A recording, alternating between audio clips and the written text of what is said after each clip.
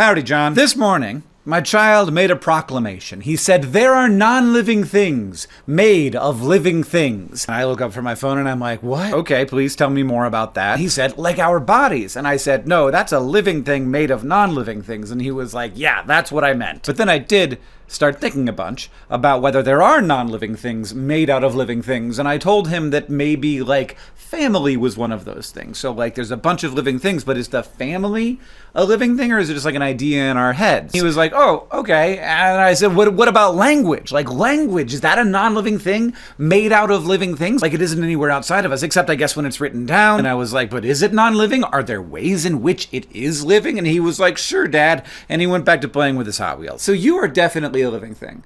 If you understand this sentence, you're a living thing. Even if you're a machine, which at this point, if it's like 10 years from now, I'm not ruling it out. But you're a living thing, and you're made out of a bunch of atoms and molecules and ions and electrons that, absent each other, would not be alive. And languages are definitely not living in the grade school biology version of things. That tends to be like a list of criteria. Living things have cells. Living things evolve through natural selection. Except, yeah, languages kind of do evolve through natural selection, or like selection. I don't know if you call it natural. People choose what words they say and how they say them. They prefer familiar structures and sounds. They prefer words that are easy to say. They shorten things like how do you do turns into howdy. Howdy is hilarious. Howdy is the good day mate of America, and everybody should appreciate us for it. Howdy is good. I love saying howdy in other countries because they're like, do you actually do that? Now, you may have heard me talk about this, but I've always felt that the more restrictive criteria-based definition of life is problematic.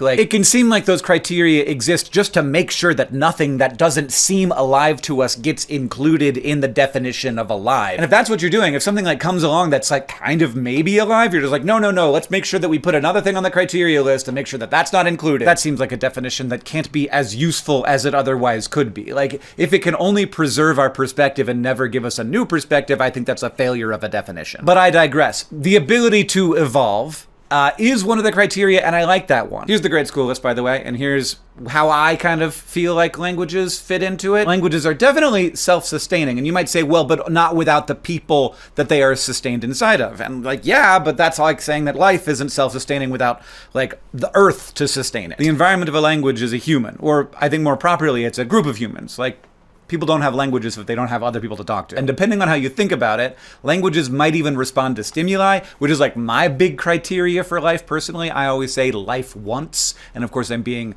very broad with want here. Like, there are single-celled organisms that like want to be closer to light. They don't know that they want that, but they have systems inside their body that brings them toward the things that allow them to exist more and for longer. That's the thing that natural selection is selecting for. If there's a trait that allows something to make more of itself, there will be more of that trait because it's made more of itself. And it's hard to imagine like a language wanting, but they kind of do. The way that loan words change, the way that new words are invented. Languages are drifting toward being optimized for their own use. Kind of in the same way that a single-celled organism has no consciousness but is drifting toward the light that allows it to continue existing. The difference, of course, is the environment living things evolve to thrive in is the world, while the environment languages evolve to thrive in is our minds and the connections between minds. Not that I know anything about it. I'm a layperson having fun today. For all of you sociology PhDs who might be groaning at me right now, I think that this is, but like, let's have fun. And I think that we have a sense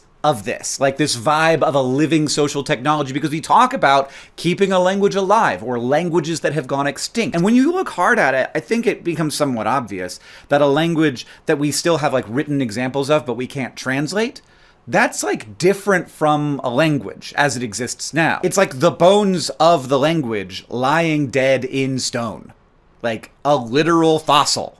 It's a fossil of a dead thing, and dead implies once being alive. I know that these are metaphors, but the metaphors that we choose to use that work in language, they say something about reality. I also think that like a language that we can translate but no longer speak is like a better fossil, but it's still not alive. It's like not just the skeleton, it's also if like some of the flesh is still there too. Language is like the ultimate cultural replicator, the ultimate meme in the original like Dawkins sense of the word. Maybe even more fundamental than religion, though I'm willing to lose that fight if someone would like to have it with me. I am like as uncomfortable saying language is non-living as I am saying it is living. Where does that leave us? I mean, I guess it leaves us with creating new language to describe it, like a social technology or a cultural replicator. Like, we have words for these things, but like, it's like a thing that's made up of living things that's not alive, but is also kind of alive. Whatever it is very strange.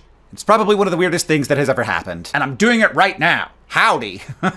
John, I'll see you on Tuesday. Language. Language is the language word we use to say language. When I say language and you hear language. Language. Is it still a word? It's starting to... Someone's calling me on the phone. I should go.